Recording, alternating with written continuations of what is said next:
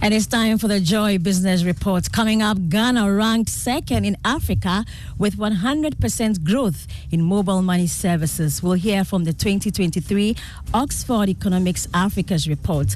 Also, former president of Ghana Association of Banks warns 2024 elections may pose a threat to Ghana's economic recovery. And then, Chartered Institute of Marketing Ghana calls for appointment of marketing professionals to lead revival of ailing state-owned companies.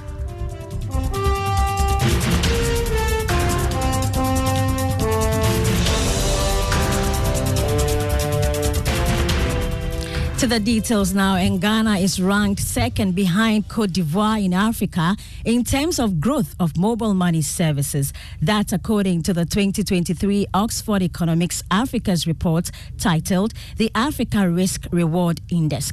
The report is coming despite the existence of the electronic transfer levy. There's more in this report. According to the report, the value of mobile money transactions in Ghana and Senegal are well above 100% in relation to the size of the economies. In terms of mobile money accounts per 1,000 adults, the country placed second behind Côte d'Ivoire. With regard to mobile money agents per 1,000 adults, Ghana was ranked second. Senegal placed first in this regard. The report stated that there seems to be an inverse relationship between the maturity of a country's financial sector and the uptake of mobile money services, an indicative of the need and desire to leapfrog traditional financial infrastructure. Total mobile money transactions in the country in the first 8 months of 2023 hit a record 1.190 trillion cedis. According to the Bank of Ghana, active mobile money accounts as of August this year stood at 21.6 million, whilst active agents stood at 556,000. The 2023 Oxford Economics Africa's report examined the profits of pitfalls of polarization in each African country, African-led security interventions, and how African countries are financing for the future. That was a Business Desk report.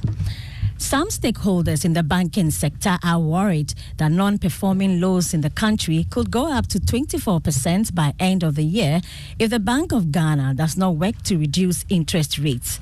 Currently, the policy rate, the rate at which the central bank lends to commercial bank, is at 30%. Speaking to Joy Business, banking consultant Dr. Richmond Itwahini said the current economic conditions could push more banks to record bad loans.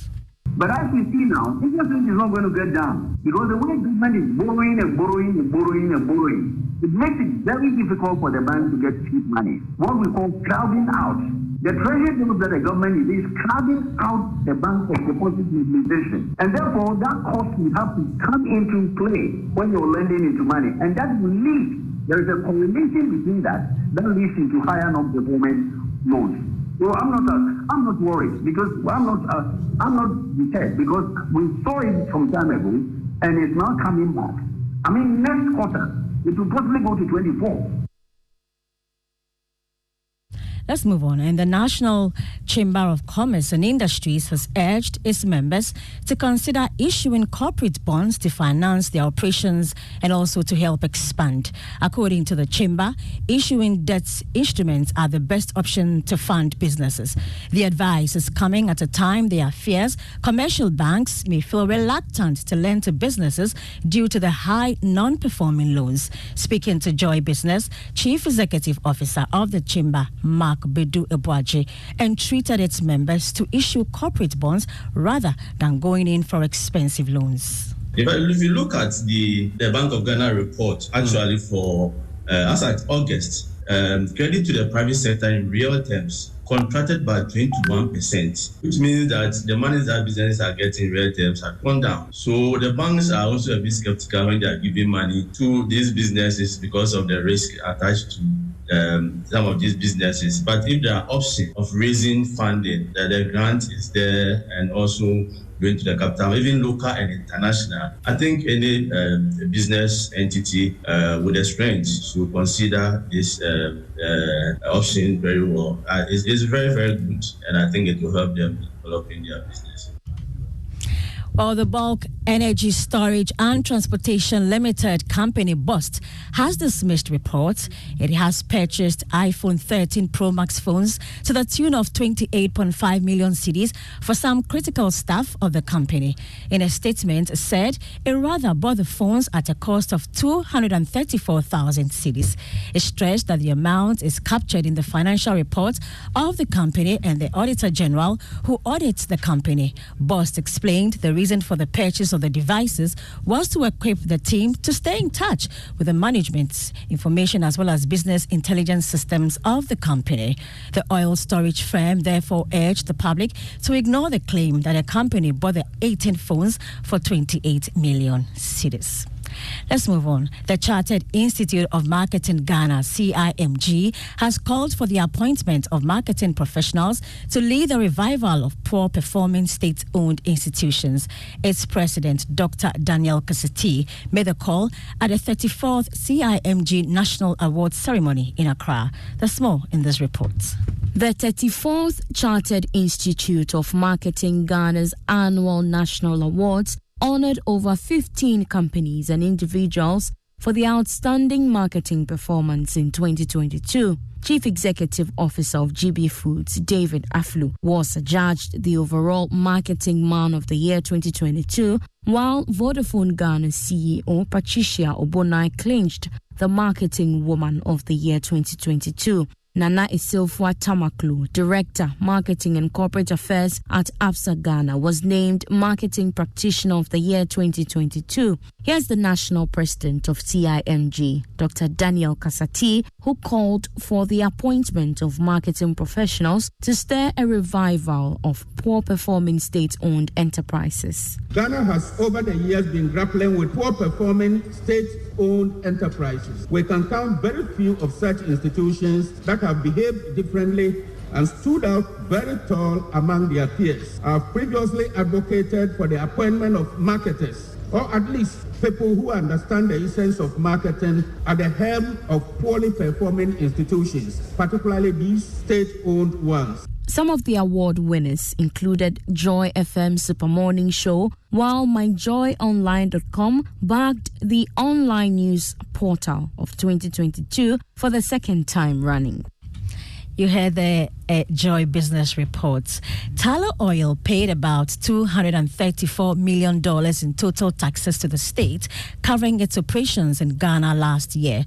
That was captured in a new report on payments to government in countries that the firm. George Biafe has the rest of the story. The data gives details on what Tullow Oil reported as against what was captured in the official government budget statement. In Ghana's case, there wasn't any discrepancy in terms of what has been reported by Tullow Oil and the state. The over $230 million paid in 2022 represent a significant jump as to what was paid in 2021.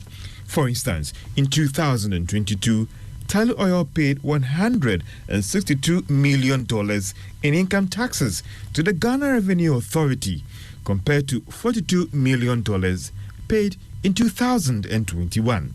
The publication of these numbers may be linked to some licensing requirement and the fact that Tullow Oil is a listed entity. But for some people in Ghana, it may offer some transparency in terms of the actual contribution of Tullow Oil to the state, as some have raised concerns about whether Tullow is paying the right level of taxes to the state based on profits recorded over the years. You heard a Joy Business report there. Former President of Ghana Association of Banks, Dr. Alhassan Andani, is warning that the 2024 elections could pose a threat to the country's economic recovery. Data from the International Monetary Fund and the Bank of Ghana shows the country is on the path of recovery, but there are fears the gains made so far may be eroded because of previous election years' experiences.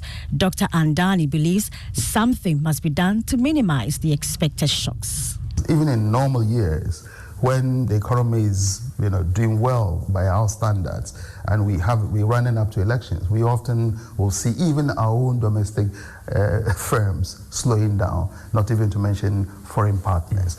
That's even under normal circumstances. The circumstance in which Ghana is not normal. We're having the first government default in debt. We're having a global scenario that is very unpredictable, very